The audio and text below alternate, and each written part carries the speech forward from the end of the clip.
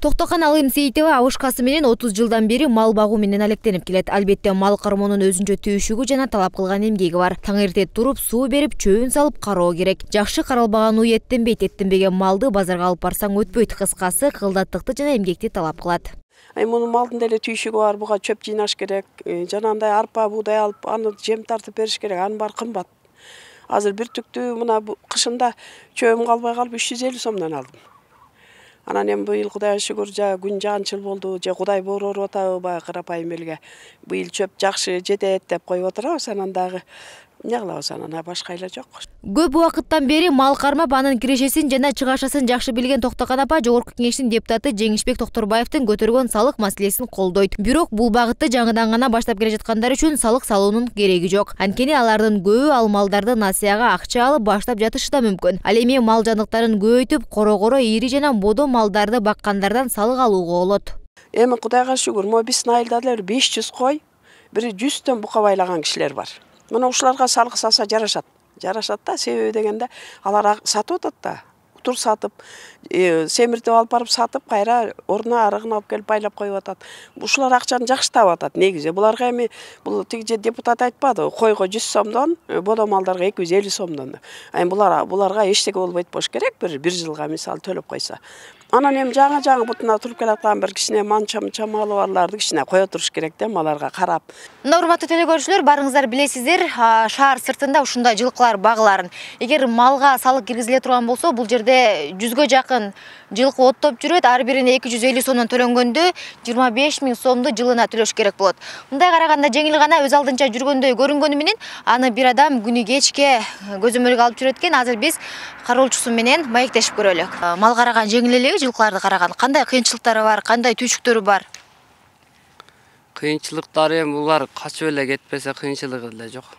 Бир жактарга кетип калат да. Тосуп туруш керек. Жогорку Кеңештин 3-ноябрындагы жыйынында депутат Жеңишбек Токторбаев мал ээлерин салык төлөөгө милдеттендирүүнү сунуштаган. Анын айтымында калктын 70%дан көбү айыл жергесинде мал чарба менен алектенет. Эгер малдын ээлерине бир баш кой үчүн жылына 100 сом, ири мүйүздүү мал жана жылкы үчүн 250 сомдон салык киргизе турган болсок, бир жылда айыл өкмөттүн бюджетине 1,5 миллиард сом каражат түшөт деген сунушун билгизген. Кудайга шүгүр, урматтуу коллегалар, элибиз байыды айыл жергесинде мында 3-4 машиналар бар.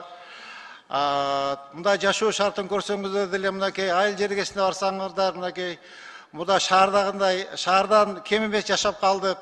Мында мен өзүм айылдык баламын. Мен айылда көп жүрөм, айылдыктар менен сүйлөшөм. Ошол мынабы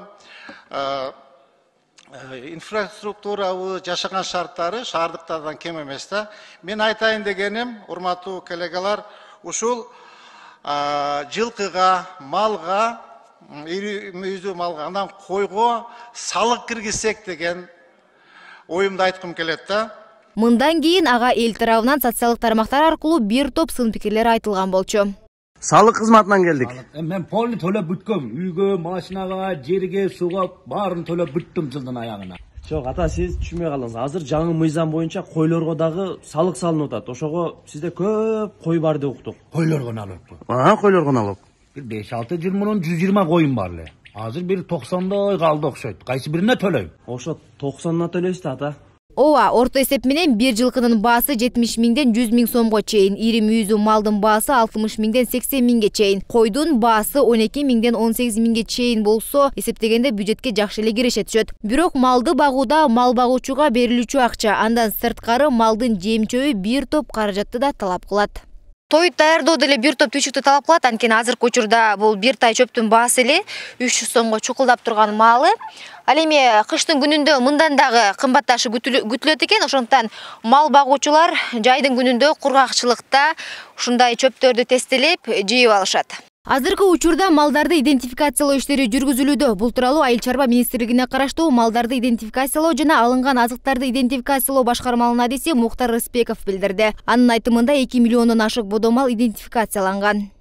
Информационный система бар да, ошол системада азыр 2 миллион 100 000 бодо мал катталды бүгүнкү күнгө. Андан башка бизде азыр жылкыларды идентификациялоо жүрүп атат. Азыр 70% аткарылды. 9 000ден ашык мал катталып чипировать этилип, идентификациядан өттү деп эсептесек болот.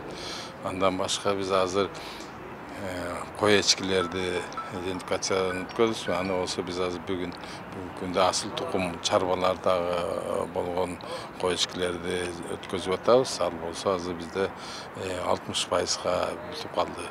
Белгилей кетсек, Жогорку Кеңештин депутаты Жеңишбек Токторбаев Кыргызстанда 2 миллиондон ашык ири мүйүздүү мал, 700 миңге жакын жылкы, 8 миллион кой бар экендигин маалымдаган. Айтылган жандыктардан 1 жыл ичинде төлөнүүчү салыгын эсептеп көргөндө 2 миллион ири мүйүздүү мал жана 700 миңге жакын жылкыга 250 сомдон салык алганда, салыктын өлчөмү 675 миллион сомду түзөт. 8 миллион койго 100 сомдон төлөгөндө 800 миллион сомду чапчыйт. 1 жылдык жалпы эсеп 1 миллиард 475 миллион сомду түзөт. Айсалкын Нурмат кызы, Үсөн Камчыбеков, 7 канал үчүн.